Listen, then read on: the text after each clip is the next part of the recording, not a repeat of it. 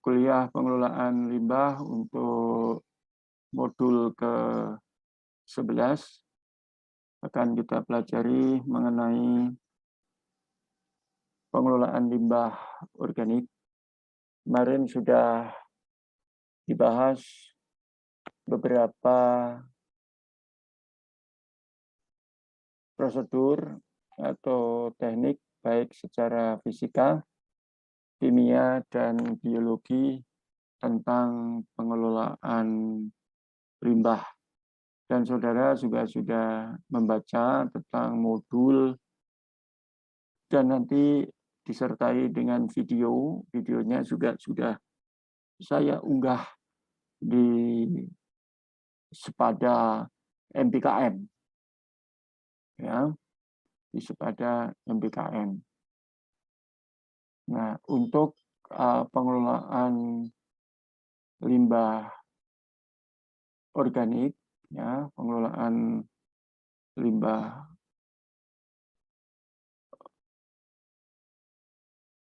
organik, kemarin ada pengelolaan limbah untuk pertanian, kemudian pengelolaan limbah untuk perkebunan.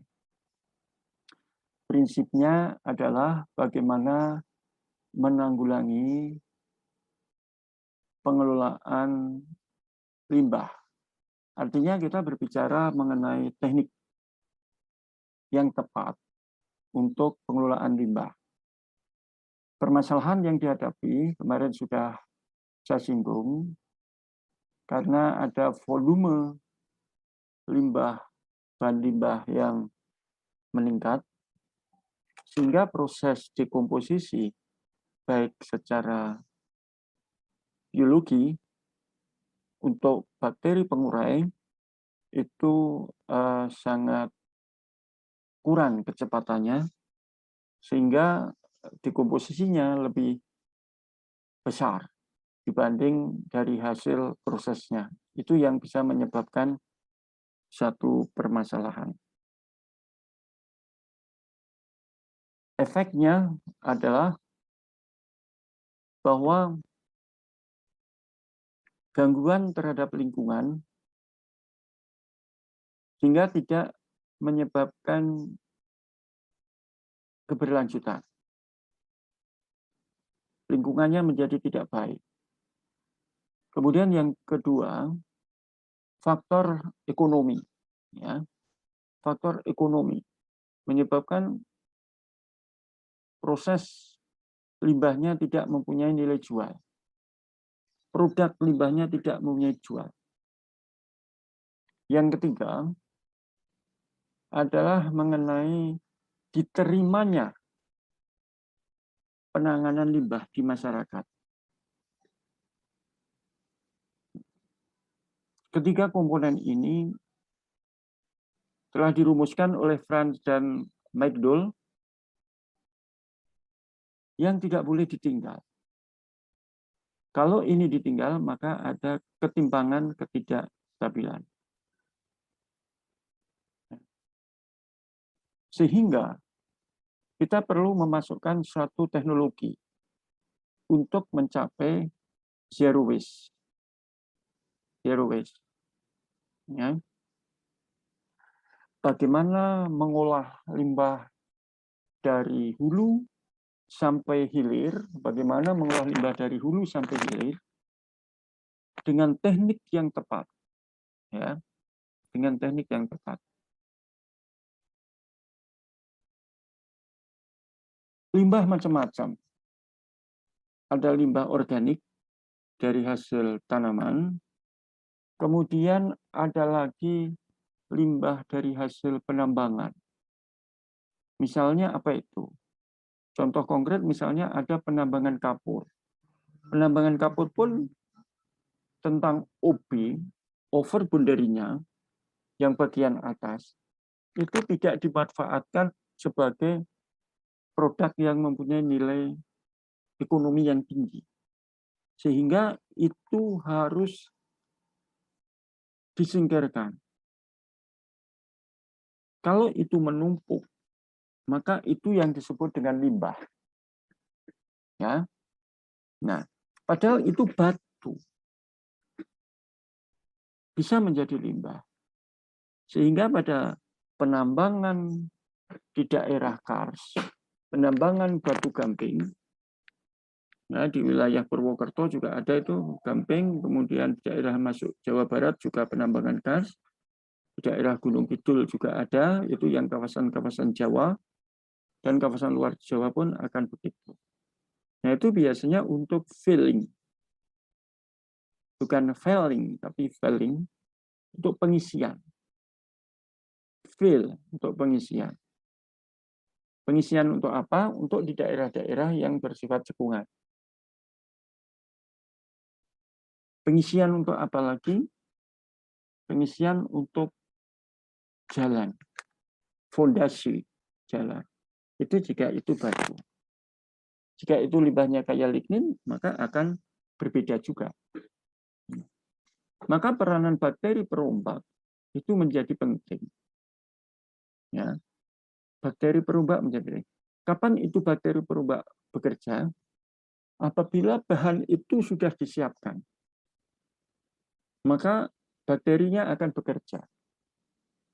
Ya. Kalau bahan itu disiapkan itu tidak hanya bersifat fresh, bisa juga bahan sudah diolah. Kalau ada ini saudara-saudara yang dari teknik kimia, bisa juga mengadakan pembakaran secara pirolisis. Kalau itu mau diambil limbahnya, mau diambil karbon. Di video saudara yang saya upload di Sepada, itu tampil bahwa ada pembakaran yang secara pirolisis. Ya. Pembakaran secara pirolisis, di situ bahan organik yang berupa limbah, ya, bahan organik yang berupa limbah itu digunakan dengan alat tertentu. Ini kita lihat alatnya ini, ya.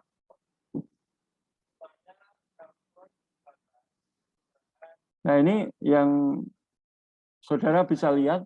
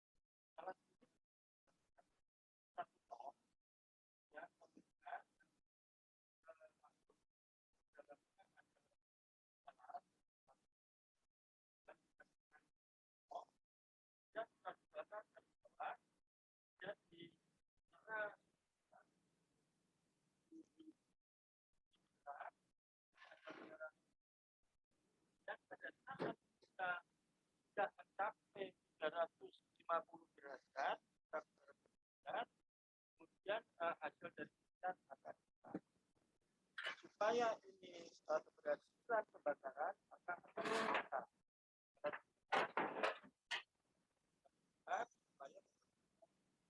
sempurna dan alat ini kita masukkan dan portable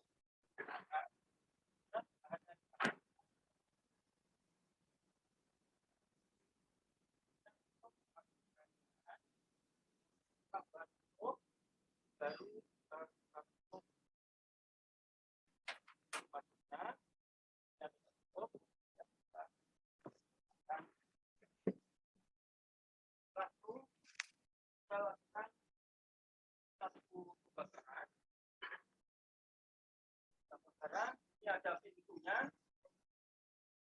Masukkan.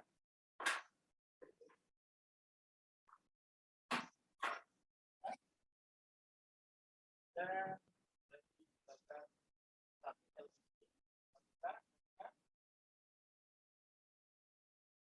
kita masukkan, ya, masukkan ke dalam pengabdian. Oke. Kemudian kita tutup, untuk apinya secara merata. Kita tutup.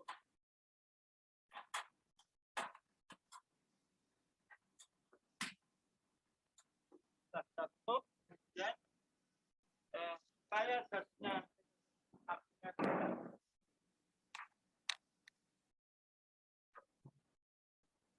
secara thermal.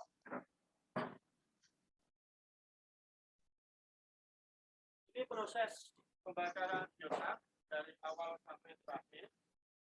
Dan setelah suhu mencapai 106 derajat Celcius dan bahan dari biogas itu menjadi arang, itulah teman-teman. Jadi kita bisa lihat secara bahan yang kita bakar secara berbeda sampai ke aman.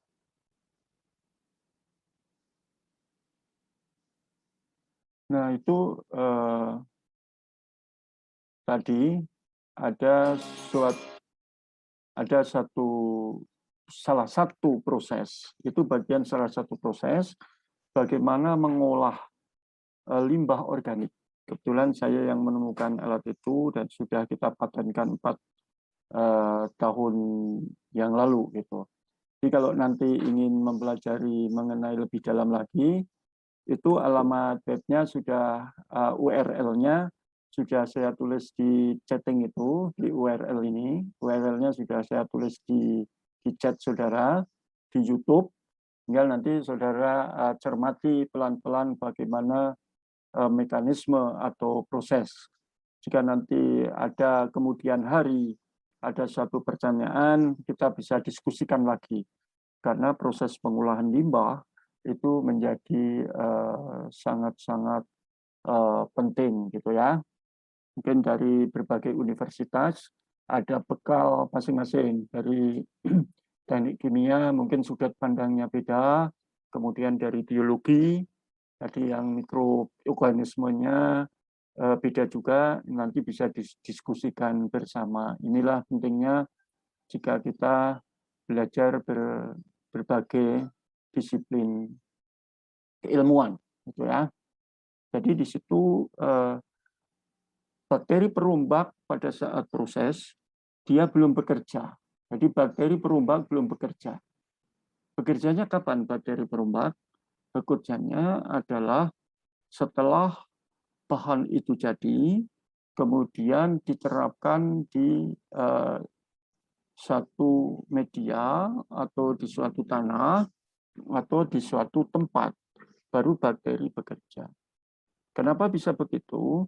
Karena ini prosesnya melalui suhu yang panas. Tadi dijelaskan di alat itu 350 sampai ke 600. Di atas 600 suhunya tidak baik kualitas untuk jadi bahannya.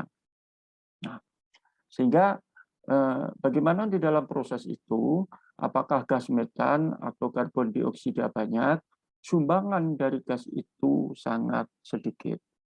Ya, jadi mikrobius sekali lagi, bahan mikroorganisme perombak itu bekerja setelah bahan itu jadi. Nah, setelah bahan itu jadi, maka ada mikroorganisme lain yang merombak. Pseudomonas, Bacillus, kemudian Thermonospora, dan lain sebagainya. Nah, ini sangat berbeda kalau bahan material itu fresh langsung tanpa melalui suatu proses dengan pembakaran. Hasilnya pun akan berbeda. Kalau demikian, maka bakteri bisa bekerja lebih awal, kan gitu. Nah, biodekomposer, organisme perompak bahan organik atau biodekomposer merupakan organisme pengurai, ya, pengurai sisa-sisa organik dari tumbuhan yang telah mati. Macamnya itu, saudara kemarin juga sudah kita pelajari, ada yang bersifat termofil, ada yang bersifat mesofil. Jadi ada bervariasi, ya bervariasi sesuai dengan apa? Sesuai dengan kondisi dari masing-masing spesifik mikroorganisme. Ya. Nah, kemudian yang jelas itu untuk menyelamatkan apa? Untuk membentuk sambungan dari kemarin adalah good agriculture practice.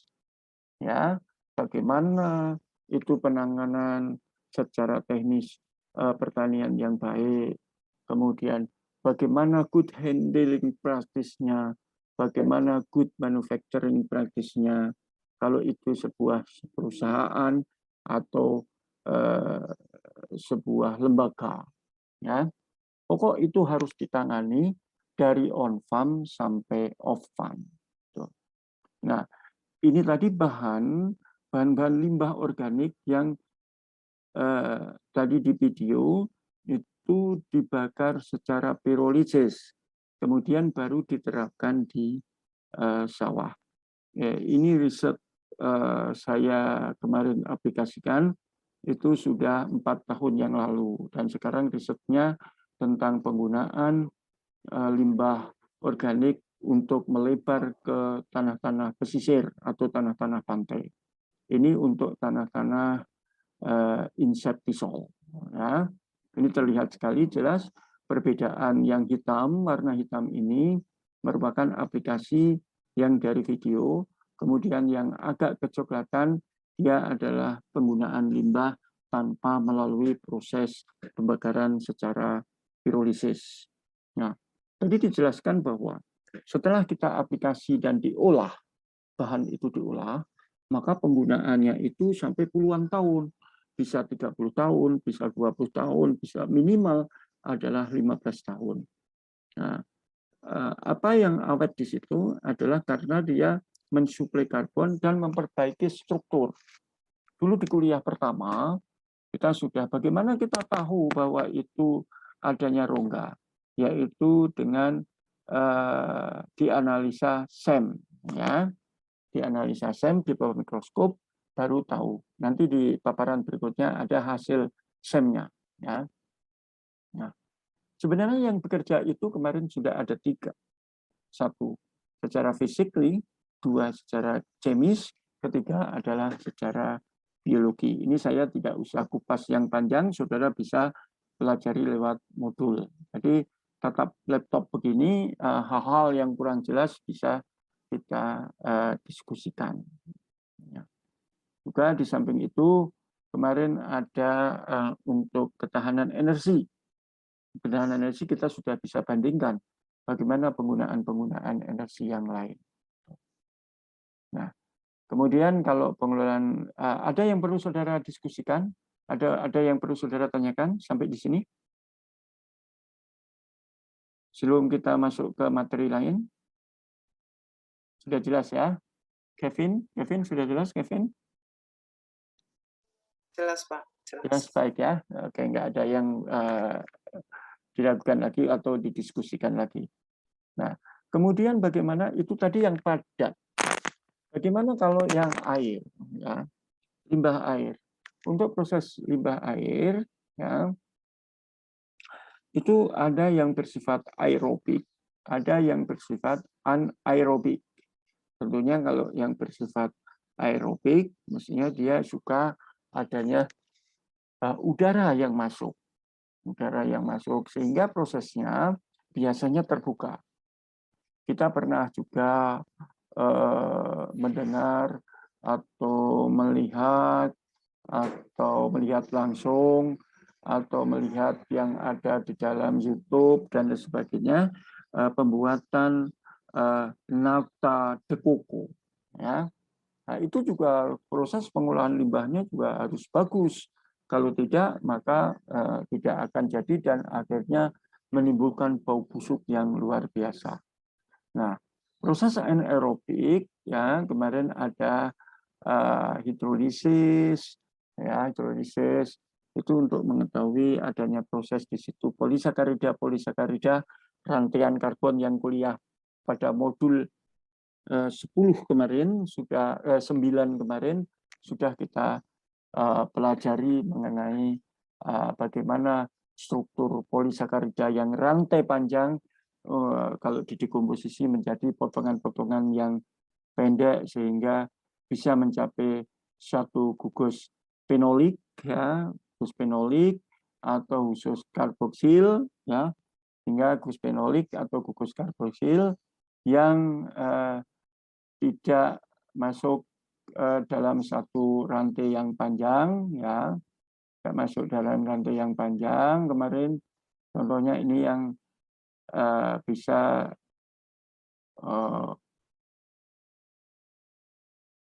mengikat unsur yang lain. Jadi hidrogilnya di sini bisa diganti oleh yang lain. Maka dari bisa juga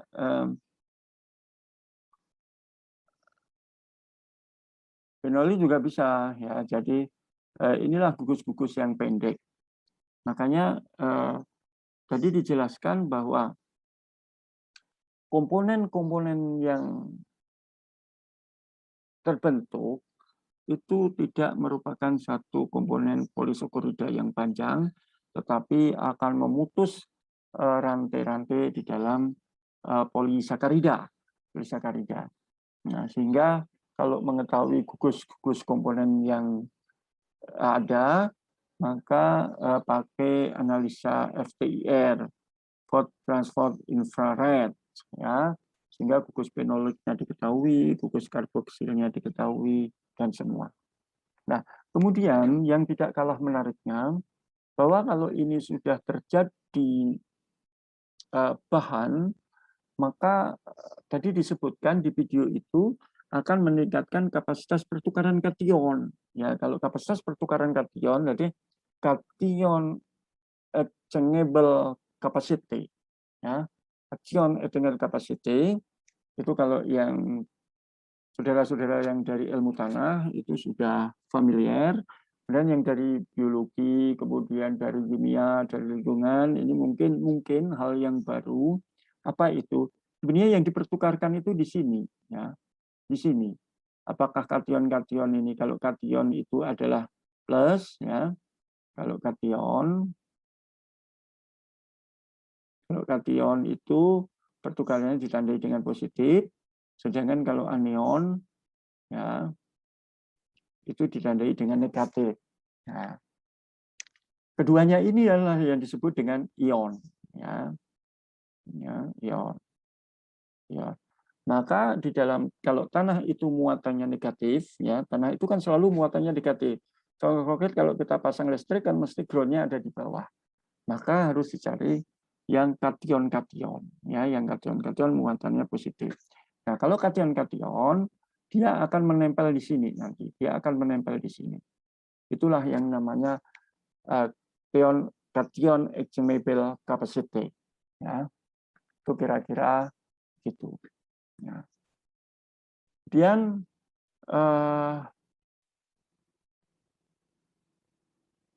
prosesnya bagaimana kalau proses bersifat masam? Soalnya kalau ini nanti yang oksidatif, dia akan menghasilkan suatu asam dan alkoholik.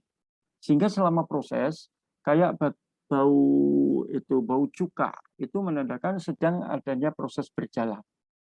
Itu kalau teman-teman yang atau saudara-saudara yang dari jurusan biologi, maka bakterinya pun akan berbeda, ya dengan asam propinat, asam butira dan sebagainya.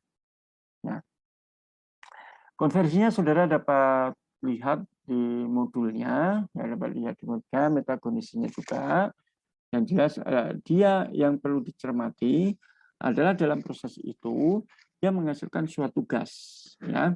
Ada CO2, ada metana, ada HS, maka itu harus dibuang. Maka hati-hati pada saat pembuatan pengolahan limbah cair, ya misalnya limbah cair itu akan diproses di dalam pembentukan urin, ya pupuk daripada urin domba misalnya, atau urin sapi atau urin lain, maka perlu yang kita tidak cermati adalah gas yang keluar.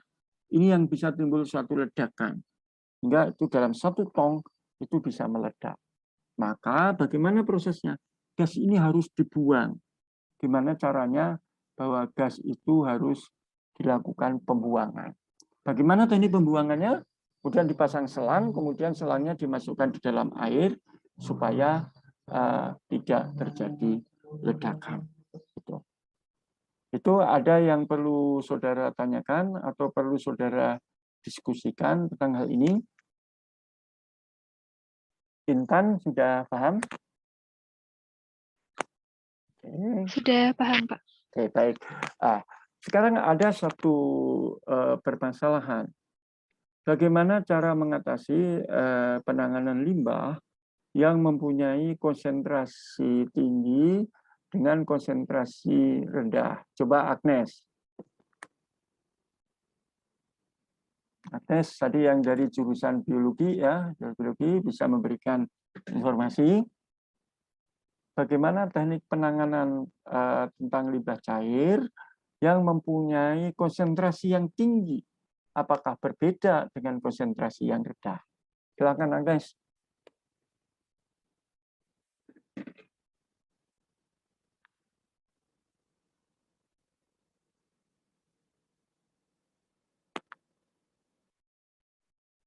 Ada tadi yang dari biologi lain selain Agnes? Agnes nggak dengerin. Andiria? Andiria dari biologi juga? Andiria? Andiria Indasari?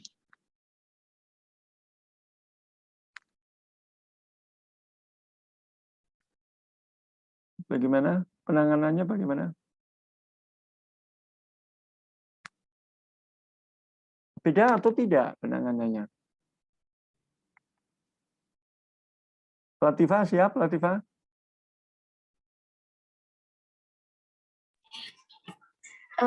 Kemungkinan berbeda ya, Pak ya. Gimana perbedaannya? Kan kalau biasanya kalau menggunakan mikroorganisme gitu ya Pak, pengolahan dengan mikroorganisme, kalau konsentrasi tinggi kan nanti berpengaruh terhadap osmoregulasi, kayak nanti bisa lisis gitu bakterinya kalau di konsentrasi yang terlalu tinggi. Jadi nanti bakteri yang digunakan juga harus berbeda pada konsentrasi itu. Oke. Ada yang mau menambahkan dari Latifah? Ini kuliahnya harus aktif ya, semakin banyak aktif kan semakin nambah pengetahuan gitu. Selain itu yang dari jurusan biologi tadi?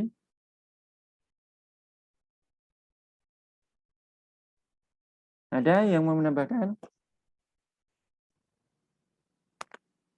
Andiria mau menambahkan? Andiria Anjasari? Kayaknya senyum-senyum mau menambahkan ya kayaknya.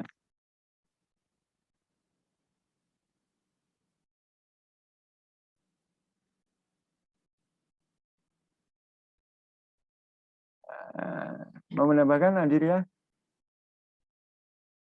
Ajeng Retno?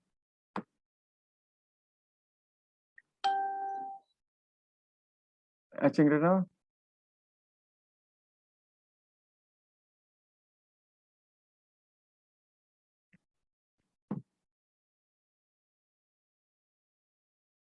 Muhammad Reza?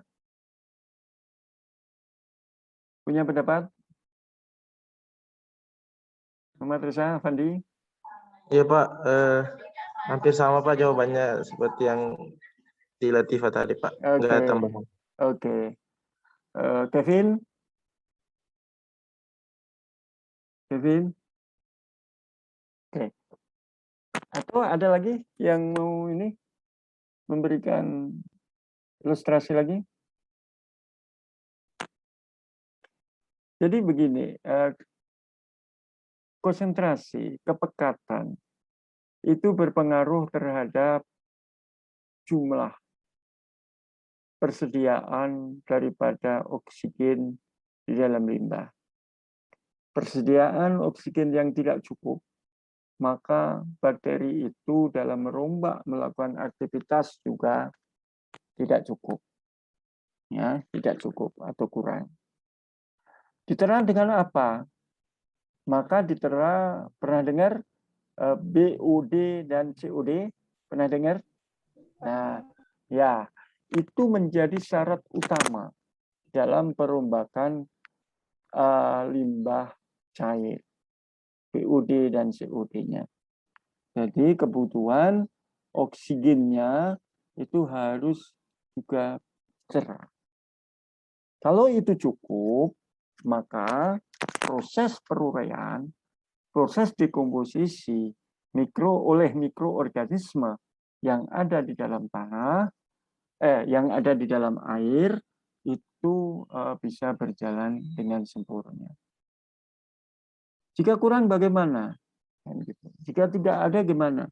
Kalau tidak ada, kan makanya tadi di dalam reaksi itu ada bakteri yang bersifat anaerob dan bakteri yang bersifat aerob. Apakah kamu menggunakan sistem aerob dan apakah kamu menggunakan sistem anaerob?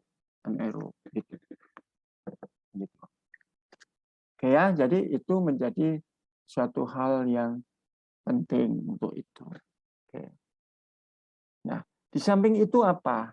Di samping itu adalah reaksinya. Ya, reaksinya. Reaksi apa yang dimaksud?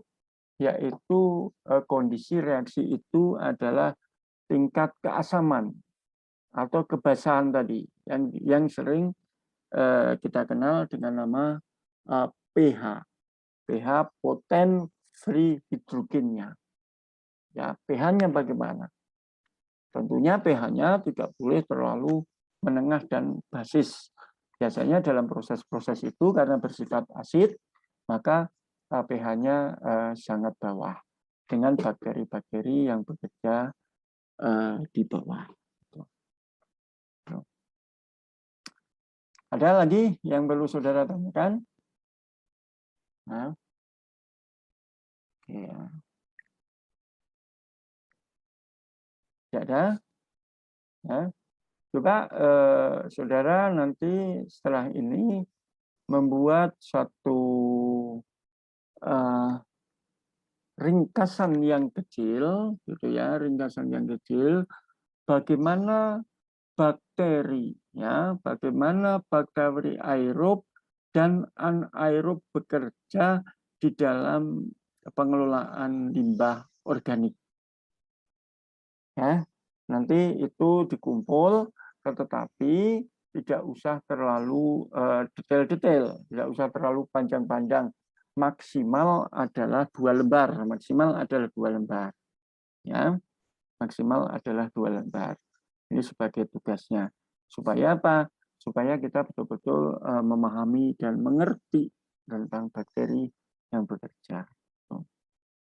Oke, sampai di sini ada pertanyaan? Tidak? Ya. Kalau tidak, sisa waktu untuk mengerjakan tugas dan nanti tugasnya dikumpul. Ya. Kumpulnya nanti kita bisa lewat lewat grup atau yang lain. Oke. Saya kira kalau tidak ada pertanyaan, ada lagi yang mau ditanyakan? Tidak? Izin Pak. Ya, oke. Untuk tugasnya berarti itu dikumpul besok ya Pak? Ya. Besok pagi nama. Ya. Itu diketik atau ditulis tangan ya Pak? Izin Pak. Ya, silahkan aja. Kalau mau diketik juga boleh, tapi jangan tulis tangan lah. Diketik itu akan lebih mudah. Kecuali yang membuat sket diagram. Kalau sket diagram mungkin kamu terlalu susah pakai Corel atau pakai apa terlalu susah, silahkan pakai manual diagramnya. Yang penting apa? Yang penting bagi saya adalah di tugas itu bisa mengimplementasikan apa yang saya berikan di kuliah lewat tatap laptop dengan ngerti. Jadi kamu ngerti, ya. Jadi tugas itu sebenarnya adalah penting bagi kamu, kan gitu. Supaya nanti kalau misalnya ada yang tidak tahu atau kurang paham, kita bisa diskusikan di media ini, gitu. Itu ya Mas Wahyu ya, nanti ditulis nama, nomor mahasiswa, dari universitas mana, kan gitu, dan jurusan apa. Baik Ya. Pak, terima kasih Pak. Oke, oke. Jangan banyak-banyak ya, 2 lembar maksimal ya. Kalau ada tabel ya tabel, sehingga tidak ada kesan memberatkan untuk mahasiswa. Ya. Tujuannya untuk memahami dan mengerti. Ada lagi yang mau ditanyakan? Tidak, kalau tidak kuliah hari ini untuk mengklarifikasi modul yang sudah saya berikan dan saya tambahi dengan beberapa banyak keterangan sudah dipahami semua. Jadi tidak ada masalah ya di dalam modul. Kalau ada masalah kita diskusikan selalu bersama. Oke, sebelum saya tutup, apakah ada yang perlu saudara tanyakan atau didiskusikan? Oke, tidak ya? Kalau tidak, kuliah hari ini. Izin bertanya Pak. Oke. Jadi kan Pak, izin bertanya saya. Jadi kalau misal ada di kolam itu ada yang aerob dan juga anaerob, berarti ada yang fakultatif Pak. Itu yang fakultatif dia bakterinya itu prosesnya digabung ya Pak antara dua itu, atau ada bakteri tersendiri gitu Pak, atau bakteri khusus gitu. Oke. Bakteri yang bekerja, maka tadi saya jelaskan, bakteri yang bekerja dia tergantung pada kondisi reaksi. Ya, kalau dia itu bakteri yang bersifat asam, berarti nanti dia akan bekerja ke asid yang bersifat asam. Karena itu bakteri-bakteri yang bekerja itu nanti terjadi seleksi alam tersendiri. Jadi dia tahan di pH berapa, di pH berapa, pH itu artinya yang reaksi tadi poten of hidrogen. Ya, poten of hidrogen berapa, dia akan bekerja di situ bakterinya. Apakah itu bakteri aerob, anaerob, sifat fakultatif atau tidak, itu adalah bagian dari proses. Bagian prosesnya. Tidak bisa kita memaksakan ya, kita bakteri yang fakultatif ini tidak bisa hidup dalam yang tidak cocok, kita paksakan ke situ, lama-lama akan mati. Sehingga kalau di lapangan, kadang teman-teman yang dari biologi menciptakan satu pupuk hayati. Ingat ya, pupuk hayati. Secara teoretikal, bekerja bakteri-bakteri fakultatif yang bekerja di pupuk hayati, itu kan akan dia berkembang di satu tanah apapun. Kenyataannya berdasarkan pengalaman saya kemarin di salah satu perusahaan internasional di perkebunan, pupuk hayati itu saya aplikasi di satu wilayah, satu areal. Ternyata tidak ada yang tumbuh pupuknya. Padahal secara teoretik itu betul. Akhirnya apa ditemukan? Oh, ini berarti kondisi wilayah, kondisi setempat di reaksi tanah itu menjadi penting. Kebetulan itu daerah itu mempunyai suhu yang sangat tinggi. Berarti dia tidak bisa bekerja pada suhu yang tinggi. Itu. Maka perilaku bakteri, ya, perilaku bakteri itu menjadi penting. Nah, ini juga ada kaitannya. Ini karena dia kurang bagus, nulis di chat, pengelolaan limbah pertanian, baik proses anaerob dan aerob, apakah ada suatu bakteri juga yang memperlambat mungkin proses perombakan. Nah, ini hampir sama tadi jawabannya. Jadi perlambatan bakteri bekerja itu tergantung materialnya juga. Tergantung materialnya juga. Jadi tidak, bakteri itu bukan merupakan suatu sosok yang satu-satunya. Faktor material yang dirombak itu juga menjadi penting. Contoh konkret, kalau itu limbah organik dari bambu, kita aplikasikan dalam suatu lahan, maka dia perombakannya itu akan lebih lambat.